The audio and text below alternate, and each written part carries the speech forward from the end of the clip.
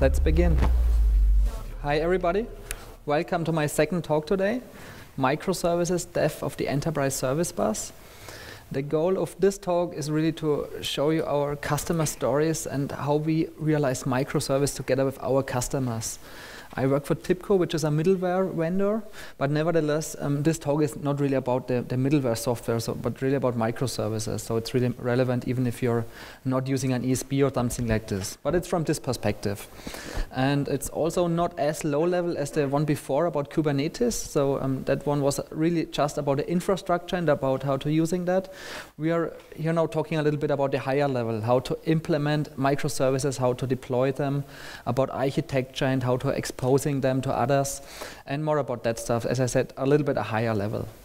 If you have attended my other talk, I use the same user stories. So overlapping is about 5 minutes maybe in the talk, but it's, I think, very interesting to see it from the different perspectives. So the key takeaways from this talk, in the first one, which is very important from our side, from the vendor side, is that what I see is microservices so are done right. So service-oriented architectures exist for 10 years or so. And if you read the books of 10 years ago, that's exactly what we are doing now with microservices. And I will go into much more detail later. And also what we see a lot is that integration of these different microservices is really one of the keys for success. That's very important because if you have a lot of different microservices, they have to communicate with each other somehow, because only single microservices do not have the complete value which you need. And that's, in the end, the third key takeaway is that when you later correlate the information of the different events, that's also the game changer, as you will see. And this is then the overlapping part to my other talk about streaming analytics, but again, the overlapping is just 5 minutes or so, if you have seen my other talk too. With these key takeaways, let's take a look at the agenda. Firstly, a very short motivation why our customers come to us and ask how to realize microservices with them. And then I will start from the ESB perspective. So what is an ESB, Enterprise Service Middleware, for 2 or 3 minutes before I come to microservices. And then the key really, what I talk about most is the architecture and requirements, which we define with our customers to implement and deploy and scale microservices. And again, this I'm taking a look at this from the middleware perspective, but it's the same way if you write just Java code or REST services with .NET or whatever like this. And then I will also show a live demo where we deploy microservices to a platform as a service. In this case, I use open source Cloud Foundry, and also how we use some other tools to manage all that. And finally, I will talk a little bit about the challenges we see. The motivation, digitalization. If you take a look at the press and at analysts like Gartner and Forrester, you everywhere hear about the digital transformation. And I've shown this use case again in the other talk, but really that's the key, that all the different information has to be combined somehow. So everything is getting digital. And here I'm using a scenario which we have built with the Sacramento Kings, a basketball team in the US. And here they have built a new stadium and everything is connected. That begins from the iBeacons, which are on every seat, and also when you're driving to the stadium, so the parking lot and everything is connected, and even the partners from the other restaurants. And then you correlate all this information from these different microservices. And this is now the other perspective. In the other talk, I talked more about the event correlation and streaming analytics. And here now, I talk about it from another story, because you have to be flexible here. So what the Sacramento Kings are doing, they are integrating a lot of different partners, for example, from restaurants which are next to the stadium. And so if a customer walks out of the stadium, there's a lot of different microservices which are integrated from different partners. It can be external things like the weather service to find out if it's raining. And it can be the restaurant and the kitchen of it to find out how many steaks are available. And in real time, the beacons from the seats to find out how much space is available for customers to go to the steak. And then they correlate all this information, the events from different microservices in real time to, for example, send a coupon with a 50% to get a steak cheaper when you go now in the next 30 minutes to the steak restaurant. And really, this scenario is so important at all of our customers in the meantime. And the key really is here that they are not needing a toolbox, but really different tools, different technologies. There's a lot of variety of channels which you have to communicate with, synchronous, asynchronous, with many different technologies and standards, and in a lot of different contexts. And for that, we really see this flexibility which is required. And before the microservices world, we could not solve this, and our customers could not solve this, because they could, if they had just one or more big applications, and the need to change is getting much more quickly in the meantime, with mobile, with Internet of Things. So you have to integrate everything, but everything changes so fast, as you know, in the IT world, in the software world. And so you have to act to the new things which happen, to the new restaurant, and to the changes in the coupons and the recommendations and these things.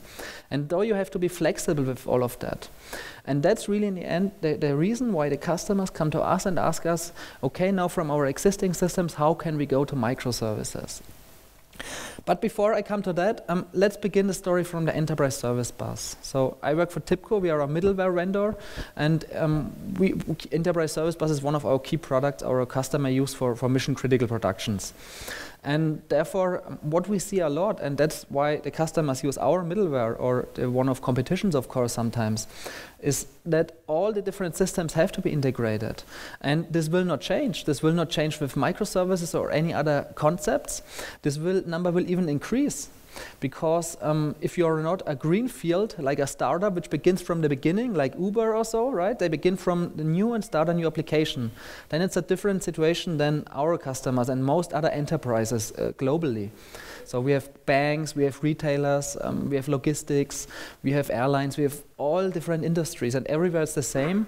They have a lot of legacy which they have to integrate, like mainframe, like ERP systems. In addition to that, they have the big data Hadoop cluster. They are getting things like mobile, cloud services, and all of that has to be integrated. And this number increases. It will not go down, it will increase in the next years. And therefore, that's really the key for success. So you have to integrate these different things in a flexible way. And I just want to highlight here again, so it's not about branding, and that's what many people, especially which are not our customers, so like at public conferences, think about an enterprise service bus and integration software. So in the end, the branding does not matter. So in the past, for example, it was enterprise application integration, and then it was the service bus, and then the gateway it's now, and now we are talking about microservices and APIs. So that's not really important. So the key is really, what do you want to do, and what's the business case behind it. So TIBCO is doing integration for 20 plus years and also event processing. And if you see that branding stuff in our history, so in the year 2000 it was all about enterprise application integration and B2B. Then in 2005 it was about event-driven architectures. So the branding changed. Usually this changed because the analysts like Gartner and Forrester have new terms for all the stuff.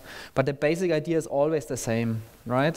So now in 2010, we then had a little bit more of portfolio because we had other important products like business activity monitoring, which in the end we also had before, but now it has to be a product because the analysts say it this way. And so I just want to highlight the terms do not matter. And today we're talking a lot about APIs and about microservices. But in the end, as I will highlight more in this talk later, in the end what we are doing is similar things which we tried to do 10 years ago with a service-oriented architecture. But now the tools are ready for that, the frameworks. And that's basically why I cannot mention enough that the branding does not matter. And that's why I start this talk with, is the microservices the end of the ESB? And that's just definition, what do you mean with ESB? Because what typically an ESB is, and by intention I do not use some TIBCO slides or something like this here or graphics, but really some from Wikipedia from different sources. In the end, the key is that an enterprise service bus is a software architecture model for enterprise application integration. That's what you use it for. It's not always as easy as in this picture, of course, and in the past several projects failed which used ESBs and so on because of complexity. But what I want to really highlight is many people which are not our customers think about an ESB like this. So they think about an ESB is the central complex broker which is in the middle and integrates everything. So that's a thing which might have been true 10 years ago or so at many customers or at many companies. But what you see today at most different vendors, so not just TIBCO, but probably even at the legacy vendors, let's say, but also the open source vendors and all the other vendors which offer integration middleware, they have flexible deployment availabilities and so on. So what you more or less use the ESB is a messaging backbone where you can develop and deploy and scale your services like you want. So that's basically the idea behind an ESB. And that's, as you will see later with the definition of microservices, is very similar. So let's take a final definition of what I think is an ESB in 2016. So our customers use an enterprise service bus for things like integration, orchestration, routing, and so on. They use it to do legacy integration with mainframe connector or a powerful SAP connector. They build REST and SOAP services and also other services which use other technologies like JMS or MQTT or whatever technology you need. Now the key of an ESB is really that you do a lot of different technologies and combine them and build services, and the technology does not matter. And even for services, it doesn't matter. You can use REST or SOAP or something else, whatever makes sense in your use case. And therefore, what we do with an ESB is we develop and deploy services independently from each other with a standardized interface to a scalable runtime platform. And in the meantime, usually our customers do that automatically. What means nothing else like things like continuous integration, continuous delivery, or whatever you do in your enterprise. And so that's basically what we do with an ESB with our customers today. And if you think about this definition, which is very different from the ESB definition, which was maybe 10 years ago at most vendors. And if you go from this definition to microservices, then it's not much. If you read the books about microservices, then it's very similar. And the difference is that, as I will show you later, that of course you can develop microservices with Java or .NET or with a tool like an ESB. So it's absolutely complementary. And as I will show you later in the live demo, we have absolutely no problem, and our customers do that. So for example, I will show you the architecture with Cloud Foundry later. It's an open source platform as a service. And there the customers deploy Java services. They deploy Node.js services, which they do custom code. And they also build ESB services for integration, for orchestration, for building REST services quickly and easily with a UI. So, and from that perspective, if you take a look at the definition of microservices, which I will keep very short here because you probably all have heard it several times already. In the end, if you take it very short, then microservices, by all the different books and articles, it's services implementing a limited set of functions. So it's services developed, deployed, and scaled independently. That's really, in my opinion, the key definition of microservices. Independent of a tool like an ESB or just Java code or .NET code or whatever. That's the key how you develop, deploy, and scale a microservice independently. And that's a huge benefit for flexibility. So if you think back to the use case in the beginning about the Sacramento Kings and the stadium and the integration with the weather service, which is a public cloud service, and with the partners like restaurants and so on the other side, you have to be flexible here. And you can, in our scenarios with our customers, they can only be that flexible if they build it this way. Independent services, so that you, for example, can change one service which integrates with this restaurant independently of another integration with another restaurant. Or if you want to change the recommendations or the coupons for some restaurants, you can only do that in a very flexible way. And that means maybe in a week or in a day that you change these things and implement new features and so on.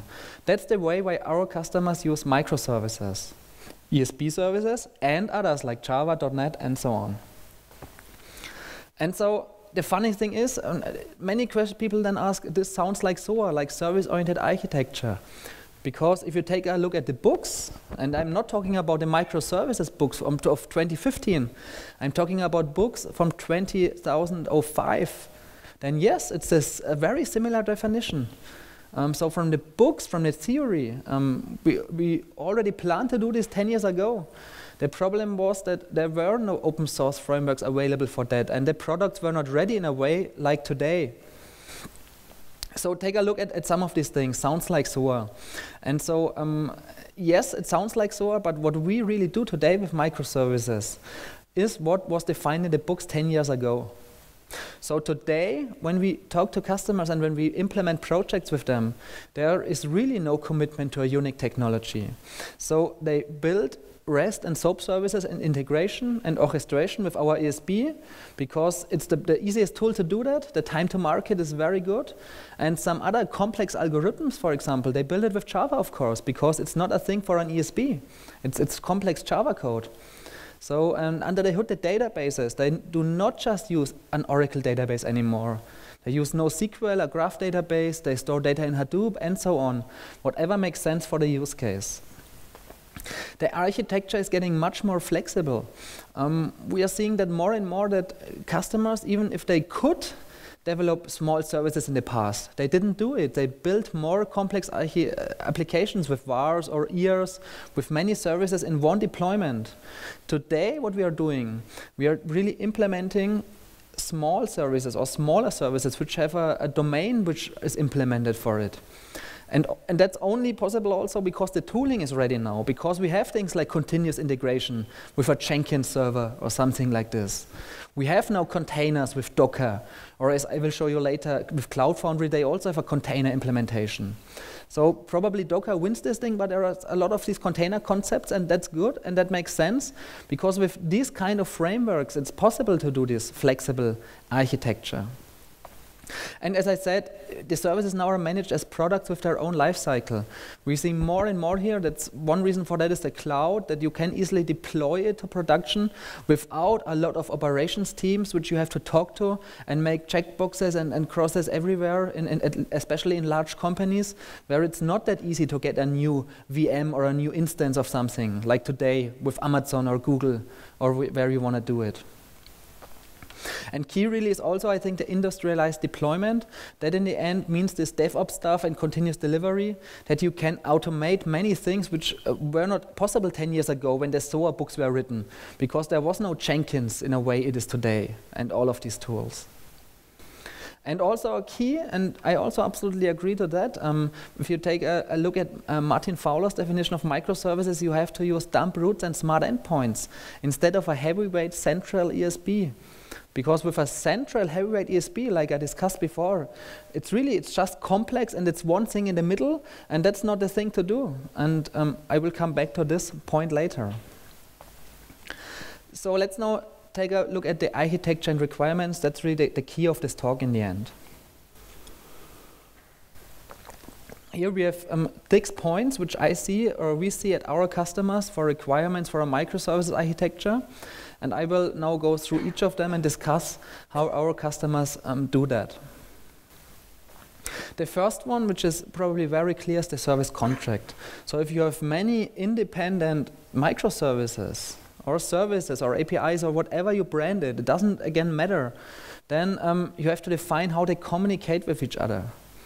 So there's a lot of different technologies which you can use, like SOAP web services, like REST, like messaging. What we see, especially in the books and in the papers and also in reality often today, is that the de facto standard for this is REST right now, which is absolutely fine for many use cases. But what we see more and more, and most people agree with that, is that REST is not the only right technology or standard for using for microservices. It's good for many use cases and absolutely fine to use, but sometimes it's not good enough, because if you think about back to the first use case with the Sacramento Kings Stadium, if you have millions of messages all the time, then, well, HTTP with synchronous calls, it's simply not the right technology to do that. And as I said, we are in many different industries with manufacturing, automobile, logistics, and so on. That's so much messaging and millions of messages. So TIBCO, for example, has a product FTL, which is the shortcut for faster than light. And that product can process 8 million messages per second. And you do not want to do 8 million REST calls per second. Right, so this is cost, and I think it's more and more going the way away from just REST to REST when it makes sense, but also other technologies. And I think even so web service sometimes makes sense internally. Not to the outside, maybe to other partners, but internally sometimes it's the right tool because you have some advantages like an XML schema, you have very good tool support, so sometimes it might make even more sense than REST. So in the end, the key message really is for microservices, the technology does not change. It's an architecture and concepts. The technology is REST is okay, but others are too for microservices. Choose the right one. The second one about microservices, and that's also key, at least as I said, enterprises, and not the startups which are beginning from the green field, because then it's much easier. But usually most enterprises have existing software, so you cannot just build new services, you also have to expose the old services. And if you take a look at this picture, there's a lot of different things which you have to do. In the middle you see the service-oriented architecture. That's where you really build already services. So that's absolutely fine. That's REST services or SOAP, and you can reuse them and use them somewhere else. And you can build your integration services on top of that to orchestrate different services. That absolutely makes sense. And by the way, here you already see that, again, the branding does not matter. So is it a SOAP service, a web service, a microservice, or later we will talk about APIs. In the end, it's a service, right? No matter how you brand it. But what's more important, you have to think about many other services, like the ones which are, these ones are planned to be a service. There are other ones like the legacy services, let's say, out of monolith applications. So again, especially at the big enterprises, you have so many old legacy applications like mainframes and ERP systems and so on, and proprietary custom implementations. Our customers cannot replace them because it would cost millions and millions of dollars, and it's sometimes even simply not possible because it's mainframes and nobody understands everything, and it's simply impossible because it's not enough manpower to write all of that again. And though they will exist for many, many years, and nevertheless you have to get information out of that to combine it and integrate it with the other environment. And therefore even a mainframe in the meantime supports things like exposing parts of it as REST or SOAP web service. And this way you can use them again in your microservices architecture. Even under the hood, it's a very big complex architecture, but you can expose part of it. And the third part, which also many people do not think about first when they think about microservices, there's also external services, like services you use for your CRM from Salesforce or any other cloud service. You have no control about that service because it's not yours, it's the Salesforce service, and they change the API whenever they want, and they give you the deadlines and SLAs they want. And you have to integrate that into your environment. And it's also very important to think about this part of services and how to integrate them in your complete architecture. So that's also really a key.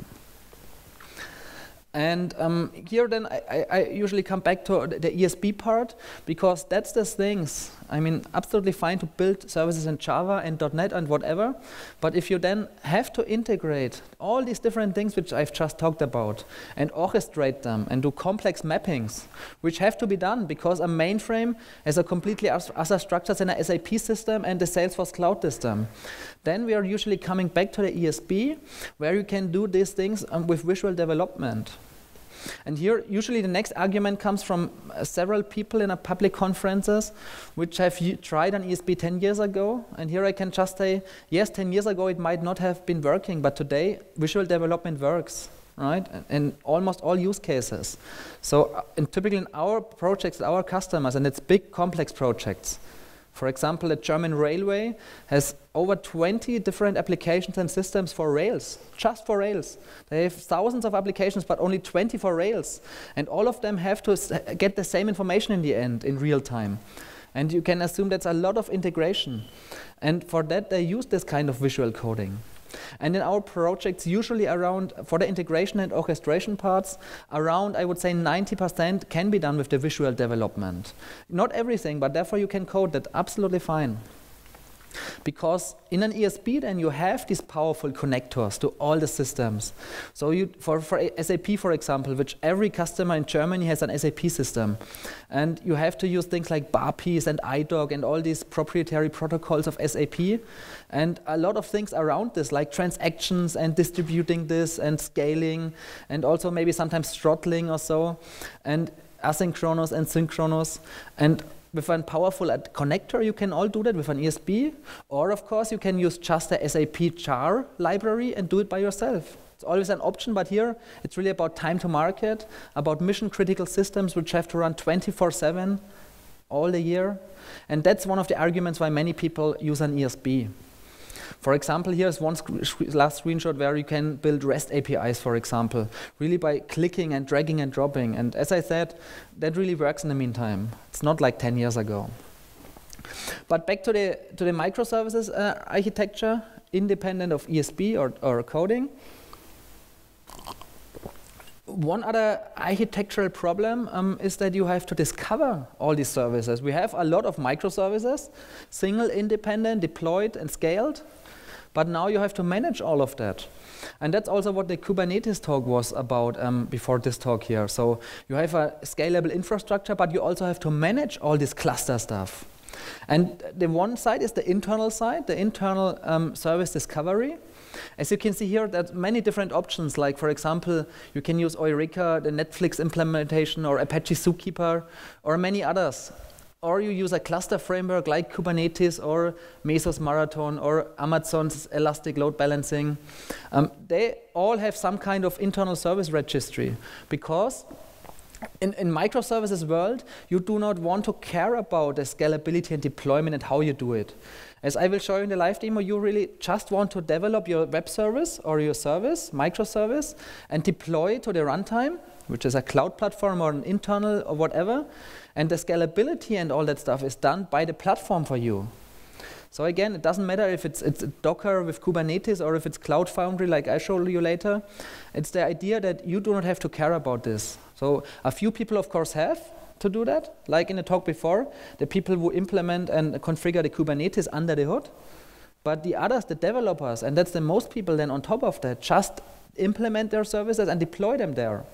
And that's what I will do in a live demo for a few minutes then and show you. I can there scale easily just by clicking a button or by using a script, but I do not care how it works under the hood. And that's only one part of this discovery discussion. That's the internal technical part under the hood of a service which you deploy. But what's the same importance is that you have to share services. That's what the analysts and so on call open API. And that means that almost all companies get much more open in the meantime. So instead of using just EDI and FTP to some partners, you are much more open in the meantime. That's true for many, many different enterprises. And here I have some examples, but it's really all customers we see are more and more open to offer their services to others. Like for PayPal, which started as payment system and then was acquired by eBay. And for a few years, you could just pay eBay auctions by using PayPal. But in the meantime, I mean, every store on this world, you can use PayPal for payment. And why is that? Because they open their service, their API, their microservice, whatever the branding is, they open it to the world so that everyone can use it. And because then they get the leverage out of it, because they get 3% per transaction of the money, and they make billions of dollars with that. And the same, okay, here it was, I forgot to click, sorry. And the second one is Amazon. It's the same, like Amazon Web Services. You can get so many different Amazon services to get their infrastructure, because they open their API for everything so that you can use it and they monetize it then. So I've read an article a few months ago that is expected in 10 years or so that Amazon Web Services will make more money than the Amazon retailer part. Now that's really so much growing, these API things. And the real benefit then is also that you can combine all these APIs. And so that's really not just internally, but combining with partners or even with the public. Because for one example, one of the first was Domino's Pizza. They had mobile enablement and made their APIs public. So then, for example, a hotel could also integrate the Domino's Pizza API. And the Domino's Pizza API integrated the PayPal API for payment. And though everything is integrated, and why does, for example, the hotel do that? Because they want to keep the customer on their website. Because, and that's more a part of the other talk I had about big data and all this data you store. In the future, you have to get all this data about the customer to leverage it, to correlate it, to find insights, to do cross-selling or something like this. And therefore, you see things like a Domino's Pizza or Uber at an airline app, at an hotel app, they all integrate all the others with the reason that you do not leave their app, because they do not want you to go to the Uber app or so, or to the pizza app. And about this open API, I mean, like always, the tech giants, here's one example from PayPal, they built their own solution for that. That's like with Kubernetes, with Google before, they built it because they needed usually 5 to 10 years before the most other companies need it. But for other companies, they usually use a framework or product for that, similar to the ESB. And the key of this API management is two things. One is the gateway, which you see here in the middle, which is offering things like security and access control, but also others like policies for throttling, for example. If you want to expose your internal APIs to the public, you have to control it in a completely another way than only internally, because you have to think much more about things like security and throttling and all these things. And the second part is the portal, and that's one example which I have here from our product TIBCO Measure, and there's on the website a lot of different portals available. I will show you one later in the live demo for a minute, so that you get a little bit a better feeling about that. But these API portals are really the way to bring your internal APIs or microservice, or however you brand it, to the external world or to other departments of your big company worldwide. That's basically the idea behind discovery of microservices. The fourth point is coordination across services. And here I come back to the smart endpoints and dumb pipes, which are discussed in a lot of different papers and so on. Because here, I mean, by nature as an employee for a middleware vendor, but I mean in general, I think the problem I have makes sense, because by this definition of Martin Fowler, I have one problem. And I mean, what he's saying is that ESB products have sophisticated features for transformation and integration and so on. But what also he has that the ESB uses very complex things like WS choreography and people and all that stuff, and it's a central tool. And that's what I exactly explained in the beginning. That's not true anymore. That might have been true 10 years ago, but definitely not today. And so this is really a problem I have with that definition of microservices by Martin Fowler. Because we can build microservices in the same way you can do it with Java code or any other source code. Right? So we also deploy our lightweight services to the cloud. We are, for example, Cloud Foundry containers or Docker containers or something like this. So the ideas behind, it's simply for other use cases. So what you do not develop the complex business logic with an ESB. You do things like integration and orchestration and all that stuff with an ESB. And for that, if you have a lot of microservices with an ESB tool like this one, you can simply drag and drop the different services and configure some graphical mappings, and that's it. And if you take a look at that from time to market perspective, and we see that a lot of POCs where we really compete with our product with real coding. So a lot of big customers sometimes start for 2 weeks a project with a POC. On the one side, the Java coders, and on the other side, the product vendor. And from time to market perspective, in this kind of use cases, integration, orchestration, building REST and SOAP services, doing messaging and so on, you can really beat them by 3 to 1 or 5 to 1. So that's really true there.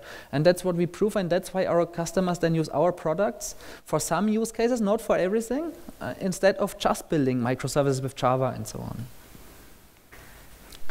The fifth key point is managing complex deployments and their scalability. That's really the key about continuous integration and continuous delivery. I think most customers we see at least are starting with this. Again, we have a lot of big customers. They are not as flexible as the smaller companies, though they still have some organizational challenges, but they are going into the way of automating the build and the deployment and so on, to get a better productivity, better product quality, and all of the things with unit tests and all what you do with that. And yeah, here it's just to mention that I think that's one of the keys of microservices. No matter if with vendor or just coding, You need things like build management, continuous integration, and also sometimes it makes sense to use deployment in the cloud. So in Germany, where data privacy is one of the hottest topics worldwide, people do not like the cloud that much, like in the US, for example. But nevertheless, in the meantime, almost all customers use the cloud for some parts. For example, you can easily use the Amazon cloud to use your test system for that, and staging, where you just have test data. And you can scale it out easily you do load tests.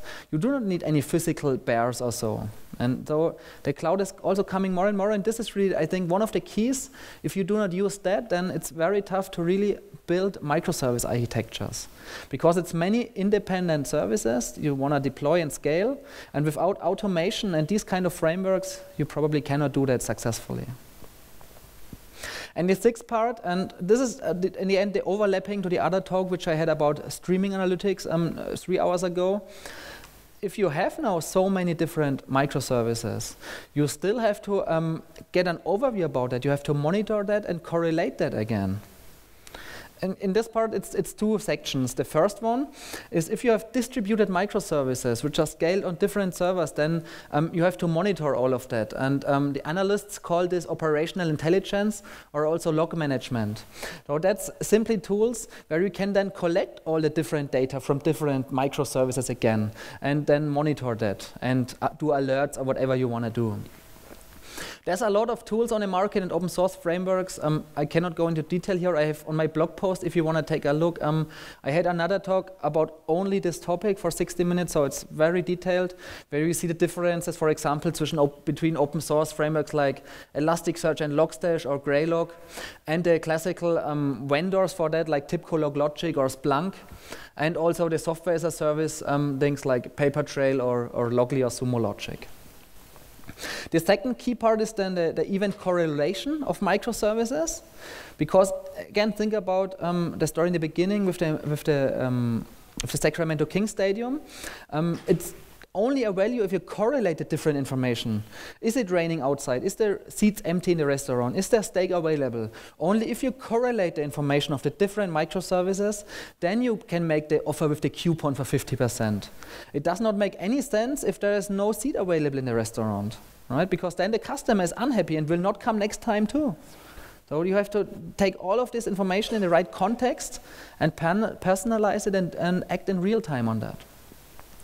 The other example I have here is, again, like in the last talk about the predictive analytics, where we see this more and more.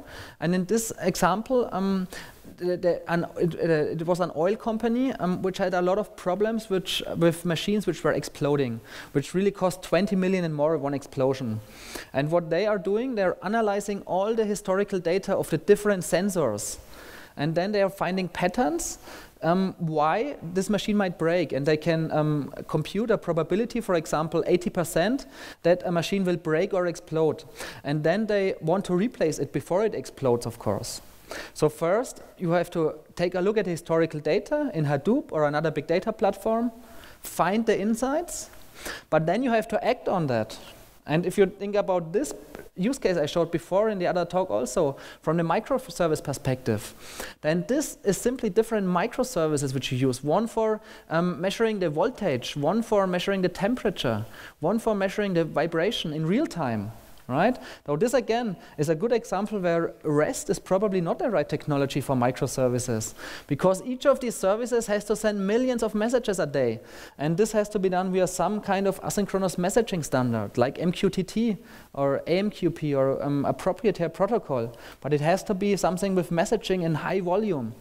And here then all these microservices send a lot of information, and you correlate them in real time to act before the shit is happening, let's say. So before, in this case, the machine breaks, or before the customer leaves the store to cross-sell something, or before the fraud happens, so that you can act proactively and not allow him to buy something. That's really the basic idea behind that. And I had the other talk where I compared this a lot with the open source frameworks like Apache Storm and Apache Spark Streaming and Flink and so on. There's the commercial vendors like TIBCO Streambase or IBM InfoSphere Streams. And again, there's also the open source cloud solutions. For example, Amazon Web Services has Kinesis, or Microsoft Azure has Stream Analytics for that. Again, here you can also see in my blog a very detailed post about exactly this topic. And also very important on top of that, if you want to do all this event correlation, you also have to have a human UI on top of that, a live UI. So in almost all scenarios we see with the event correlation in real time of microservices, we have to put a live UI on top of that. This is not request response, this is really push events where the human and the user can monitor the things in real time and also act proactively before something happens. So that's basically the different architecture and requirements we see at our customers and which we implement with them. And I think most of them really make sense, no matter if you're thinking about an ESB or a vendor tool or frameworks or a combination of all of that. And that's also what I want to show you for a few minutes now live. I only have 5 minutes left, so a very short version of the demo. But what I will show you is in the end a cloud platform. So it's Pivotal Cloud Foundry in this case. It's an open source platform as a service solution. It could also be Kubernetes with Docker or whatever you want to think about here as the runtime in the end. So from our perspective now, we developed this microservice with Java or with TIBCO BusinessWorks, which is our ESB, and we deploy that service to this runtime here. We do not care about the scalability under the hood because in this case Cloud Foundry is doing it.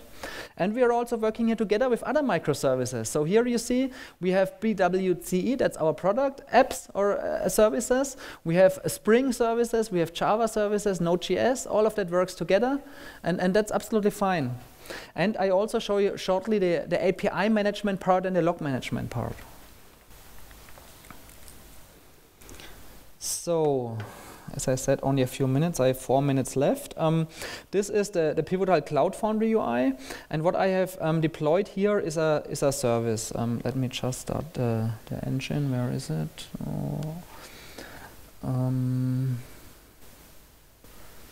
forgot to start it in the beginning. TIBCO, oh no, let's see if I find that in the end. What I have already done, I have already deployed a service with our visual designer, and you see it here. So here is our service, and this is a load balancer demo. So this is in the end a REST service which I have developed with our visual development, but it could also be a simple Java REST service with any Java framework. And this service is here deployed right now, and it is deployed on 3 instances. And what's basically doing, it's a REST service which is logging the host on which is deployed. Again, as a developer, I do not care about where it is deployed. And so if I call it, sometimes you see that the host is changing. And under the hood, I do not care about that because that's the things the platform is doing for you with Cloud Foundry, with Kubernetes, or whatever is under the hood. And that's basically what you do with microservices. We build a REST service and deploy it to this platform, which is ready for these microservices. Under the hood, the Cloud Foundry or Kubernetes has the internal registry, which does these service registry things, which you could also do with Zookeeper or any of these frameworks. You do not care about that. You just can change the instances here manually, or also, of course, with the CLI, so automatically with scripts and so on. And then you have here a REST service, which is scaling for you. And what I also show you is Papertrail. That's one of these log management tools. It's a cloud service. So let's go here. Here's my BWCE demos. And what you see here, that's a very simple software as a service solution. It's not a TIBCO solution, it's a public cloud solution which you can use for free, at least until a specific limit. And here now you can see the logs of the distributed microservices, which is one of the key challenges, because you scale and deploy them independently. they are distributed, and you have to centralize the information again to monitor it, to find alerts, to find problems, to find the root cause issue, and all these things. And therefore, you use either a very simple tool like this one, like Papertrail, where you can do very simple searches, or you can do use more sophisticated products, like, for example, typical LogLogic or Splunk, which have much more power here to do powerful searches and aggregations, and all of that. Again, it's often a trade-off between how much do you want to code and do you want to use a product which supports you these things out of the box. And then we also have Meshery, which is our API management. And so here you see we can define APIs. I think I have to log in again.